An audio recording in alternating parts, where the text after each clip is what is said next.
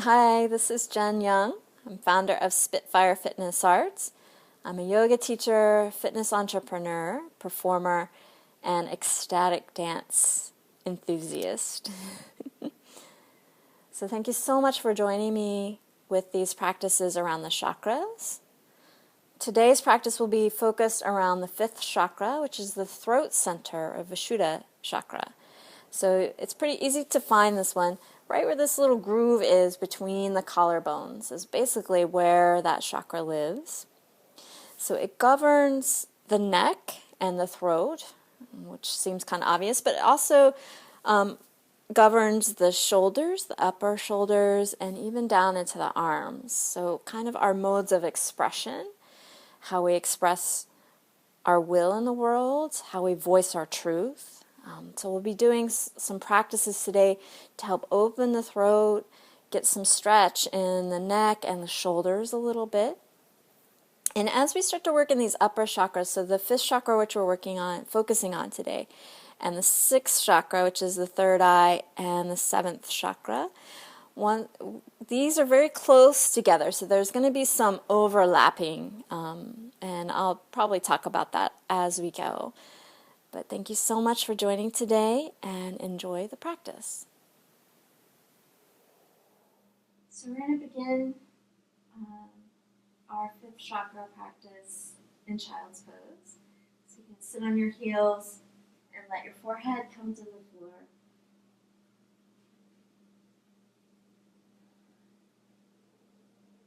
Just tune into the back of your neck, noticing if it's really compressed.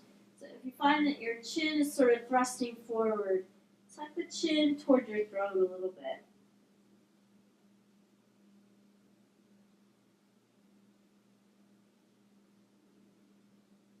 Take a deep breath in and exhale, just sighing out. And we're going to slowly roll up to sitting on the heels. If this is something that just does not feel comfortable to you, you can use a pillow either behind the knees. You can just bring it right there behind the knees and have a seat there. Or you can sit on the pillow between the legs. If you have a yoga block, you can sit on that as well. So this is hero's pose. And we're going to work with opening the throat and the jaw and the tongue a little bit. So this pose is called lion's breath. So we're going to take the wrists right at the palms to the knees. So you're going to be leaning forward a little bit. Spread your fingers wide like you have big giant paws. And then give your glutes a little bit of a squeeze so you're not overarching the lower back. Feel your inner thighs hug in and the belly pull in a little bit. Okay. Now we're going to take a deep breath in through the nose. And then when you exhale, you're going to stick out the tongue and open the eyes as wide as you can, looking up towards the ceiling. So it's going to look like this.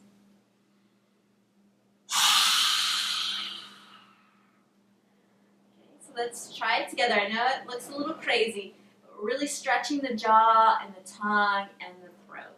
So deep breath in through the nose, and then sticking out the tongue on the exhale. Deep breath in, and exhale. Beautiful. One more time. Deep breath in and exhale. Great. All right. Just letting your weight shift back to your heels. So we're going to stretch the backs of the arms and the shoulders a little bit. So these are all connected to the fifth chakra. I know it doesn't seem like they're quite attached to each other, but the throat chakra is right here and extends, the energy of it extends out through the arms. So we're going to take the right arm up and then exhale, reach between your shoulder blades with that hand like you're scratching an itch there. And then the left hand can just guide that elbow back. So you don't want to pull it against the head. We're just opening that tricep a little bit. As best you can, keep your head center. So if you're finding you're in this position, maybe back off with a stretch a little bit. Okay, and also if you're arching the lower back or feeling your ribs really splaying open, just squeeze through the glutes a little bit. Let that help you support your back. And we're going to take the left arm, inhale, reaching back, exhale, bending the elbows. If you can meet up with the right hand, great. I'm going to turn around so you can see that.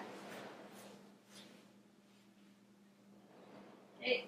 If you're not able to do that, no worries. Just keep holding that elbow.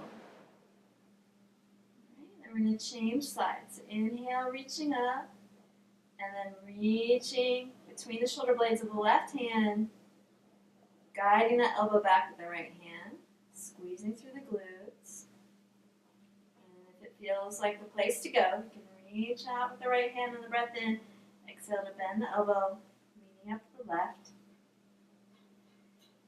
Breathing, making sure you're even through your ribs, you're not tilting to one side. Just feel that nice length through the spine. Head stays in alignment. Inhale, we'll reach out to the sides. We're going to wrap the right arm underneath the left. So you're coming around in a vine shape. If you can't get your hands to come together or grab the thumb, you can just hug your shoulders. We're going to breathe into the upper back. And as you do that, we're going to tuck the chin a little bit. Feel the back of your head moving towards the wall behind you. So you're getting a little stretch in the back of your neck. Deep breaths.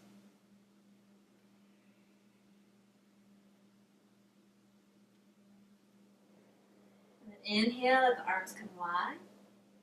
Exhale, wrapping the left arm underneath the right arm. Let them wrap around each other like vines or hug your shoulders. Again, breathing deeply, feeling the lengthening of your spine, some space in your upper back. Tucking the chin a little bit, feeling the back of your head move back.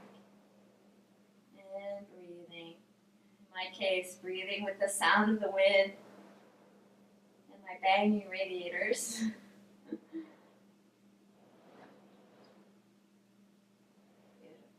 Nice. And then gently releasing down. So for the next pose, this is where the three chakras, the 5th, 6th, and 7th, they're so close to each other that some of the poses that we do stimulate or help relax the areas of all three of those chakras. And so the pose we're going to do next, which is bridge pose, actually works with both the 5th and the 6th chakra and a little bit of the 4th chakra because it is a back bending pose. So we're going to come onto the back. Have your feet on the floor with your knees bent. The arms will come alongside the body. So you want to make sure your feet are parallel to each other. Oftentimes with this pose, we tend to turn the feet out. So see if you can feel them be parallel to each other and about hip distance apart. Making sure that they're not too wide, which oftentimes is the case. We tend to think our hips are wider than they actually are. So just check in with that. Center the head, and then we're going to press into the feet. Lifting your hips, so feel like you're being peeled off the floor from the tailbone up towards your shoulders. And then tuck the chin a little bit. Find some space in the back of the neck.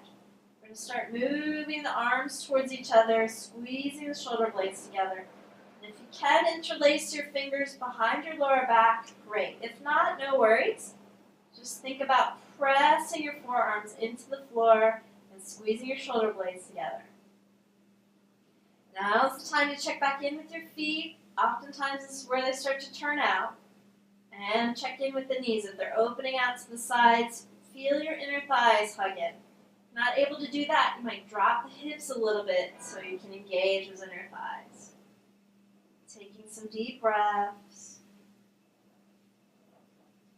So we're stretching the back of the neck here. Also stimulating the thyroid because the chin is close to the chest. And we get the third eye center a little bit because we have the back of our head on the floor. So it kind of stimulates that third eye center. And because our chest is open, we're also working with the fourth chakra.